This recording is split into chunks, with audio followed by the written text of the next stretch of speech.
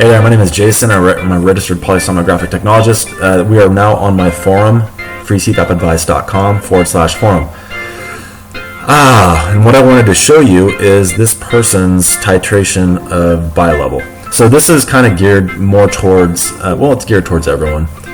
This is an example of just a bad titration, really. So the question on my forum kind of started leading me to believe that this person was on Bilevel therapy, and they really didn't need to be. So I got them to upload a copy of their report, and that is what this is. So this is fortunately this person stayed on their back the entire time, so we can kind of compare apples to apples, and hopefully you can see all this stuff. So let's just go over this, and I'll tell you why this is a jacked up titration. Yes, jacked up is the proper term. So right here they are on 5 centimeters of water pressure. You can see they don't have any REM. They don't have any central apneas. That's kind of what we're going to be focusing on, that mostly. And they have 6 hypopneas for an index of 37.5. So yeah, they need to be increased. Oh, another note, they don't have any RERA scored, so I'm guessing this lab just flat doesn't score them. That's not good, but let's ignore that for now also. Anyway, they were increased to 7, no central apneas, 4 hypopneas for an index of 6.4, and they had 1 measly minute of REM sleep. So maybe they increased them fast because they saw that one event and maybe it was in REM. So they increased them to 9. The entire time of the 10.5 minutes is REM sleep, so all this is REM, and they have 6 hypopneas for an index of 34.3, so that's all REM related. They increased them fast, and yeah, they probably should have if they did it right. I'm going to assume that they did right there. So they increased them to 11, 0 central apneas, 0 obstructive apneas, no mixed, 1 hypopnea for an index of 3.8. It's very good. Excellent improvement, and then we know that some of that was REM. Maybe they had that in REM, but it's still acceptable. If you're under 5, that's great. Then they increase them to 12, and you see what happens here is all of a sudden they have 6 central apneas, and all they had was central apneas. So their indices of central apneas was almost 7. They increase them to 13, and then that skyrockets to 23.4. Again, all of those, they have 3 centrals and then 2 hypopneas. Doesn't quite make sense, but then you can see it gets even worse when they go up to 14, and their index of all central apneas skyrockets again to 64.3.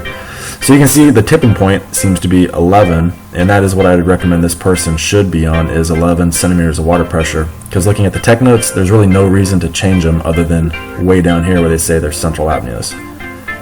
So when they do move them to Bilevel, they start off at 12 is the inspiratory pressure and 6 is the expiratory pressure. You can see right here it's actually pretty good. They have a lot of REM sleep.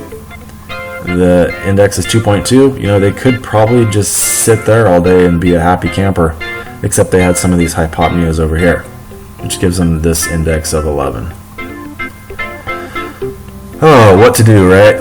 So what they do is they keep increasing the IPAP, but what is happening is they're starting to have more central apneas, but once they increase the EPAP above 6 and they go to 7, you can see that it goes from being under 10 here for the index to over 50. There's like 64, 53.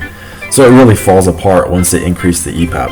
So you can kind of see what the relationship of what EPAP does. EPAP is only supposed to be increased up until EPAP is only supposed to be increased until all obstructive apneas are gone.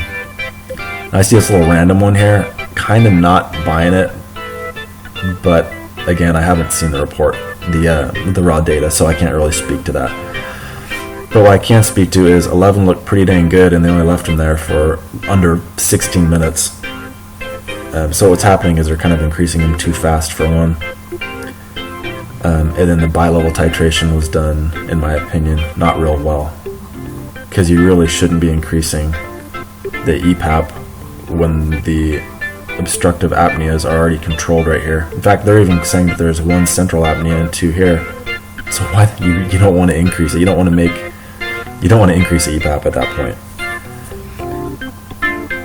It's just making it more difficult to blow off the CO2. Alright, so that is us, freecpapadvice.com/forum if you want to ask a question. If this was helpful to you, I would appreciate if you would support us on Patreon. for as little as $1, and we can put out crap like this all the time. Yeah, and we also accept donations, again, if you found it helpful. If you think it sucked, don't really need to hear from you. All right, have a good day.